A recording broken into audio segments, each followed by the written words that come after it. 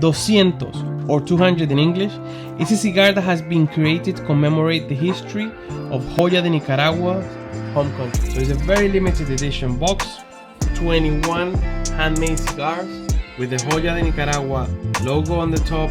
We have those circles around it, those lines around the side. Then we have 200. What a beautiful sight. It's beautiful cigars.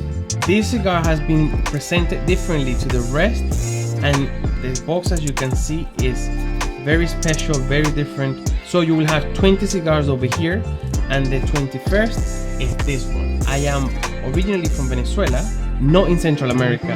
I can relate to the history and independence from the Spanish Empire. They are made from a multi-country blend of tobaccos that harmonize to create a medium body cigar. A binder from Mexico and fillers for the Dominican Republic, Honduras and Nicaragua, including this beautiful Ecuadorian Habano wrapper.